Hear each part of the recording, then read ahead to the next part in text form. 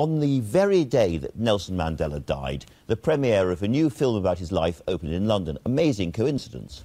Playing the lead in Long Walk to Freedom is one of our biggest stars, Idris Elba. He's from East London. He made his name in America as the hoodlum Stringer Bell in the cult series The Wire. Back here for the BBC, he's been a moody and complex copper in Luther.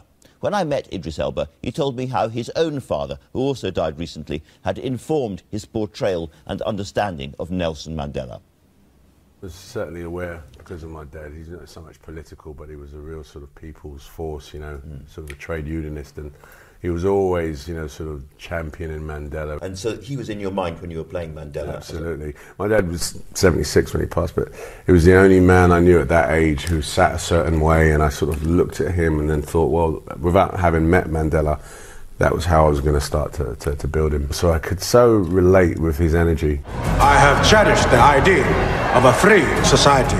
It is an ideal for which I am prepared to die.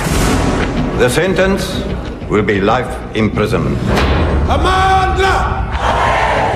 And what about the voice? Because your family are from West Africa, not South Africa. You have to speak Xhosa. Africans tend to sort of colour their English in a very interesting way, where almost everything that Africans say sounds noble. So I took that as a frame base. You know, my dad speaks much like that and very eloquent, uses great words, and so I used that and then sort of studied Xhosa and you know how that affects the English language. It's far from, as it were, the caricature Mandela voice. You pull it down a little bit rather than pushing it up. It's an interpretation, you know. The audience are asked to take a big leap of faith by looking at an actor that looks nothing like the very well-known man. So, you know, I wanted a voice that sort of brought them close to the character, but not, you know, try and put an incredibly difficult job, because for millions of people, younger people, this will be how they remember and see Mandela. This film will be how they know the man, as it were. Yeah, it seems that way, and which I'm very proud of. I think we all are as filmmakers, that this film actually holds that sort of, you know, ultimate story of Mandela. I'm proud of that, yeah. A lot of the film is really about his relationship with Winnie. The film portrays her as a very, very badly wounded character. I don't know if she's seen the film, what she thinks about it. She has seen the film, and I think, you know, ultimately I think this portrayal of Winnie actually is probably closer to the truth than any other film that's been done of her life, because it does show sort of the journey that she went from, sort of this sweet woman at 22 years old to this very sort of hardened, you know, revolutionary, if you like. Yeah. And did Nelson M. himself ever see the film? Saw parts of the film. Yeah, I'm not sure if he saw the whole film, but I know he saw parts of it. And so when Nelson Mandela viewed Idris Elba, what do you know anything about his reaction to it? Well, there was one scene in particular at the end of the film where Mandela is, well, I am walking up the Vale. Where he came from. Yes, where he came from, and Mandela thought that was him. He was like, well, how did you do that? How did you? I don't remember walking there. People learn to hate. They can be taught to love. For love comes more naturally to the human heart. It's the story of somebody who has a very, very dark period in his life, very grim periods in that.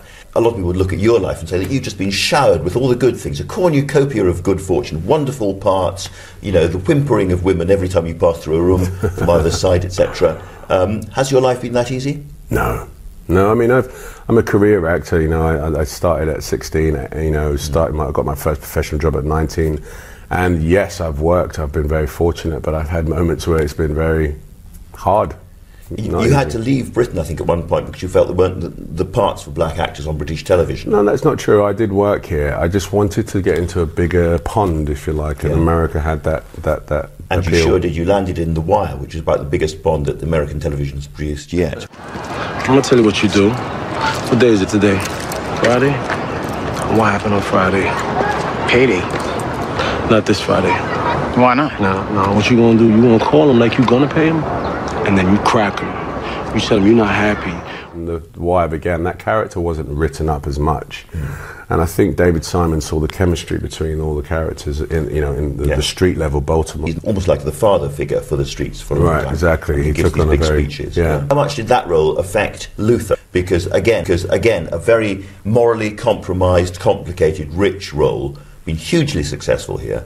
Yeah, I wouldn't have got Luther if I hadn't done Stringer Bell, because that was the one the producers really wanted an actor to play, a sort of complex detective. Have you chosen? Yes. Then say it. Say a name. Say it now!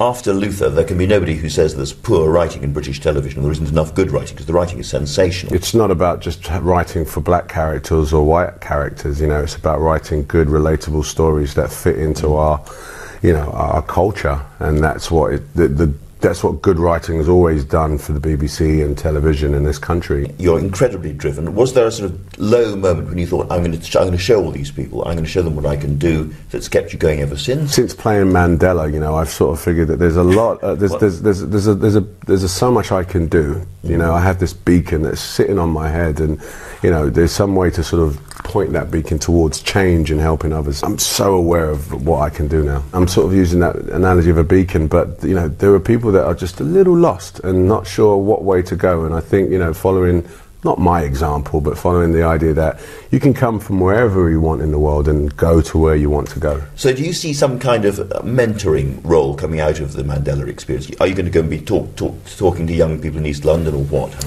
I mean, that's something that I've done over the last 4 or 5 years, especially with the Prince's Trust. I've been working with... Who helped you when you were starting out? They did, they gave me a cheque. And yes, I'd like to do more of that. I definitely would like to do more mentoring and, as they say, give back.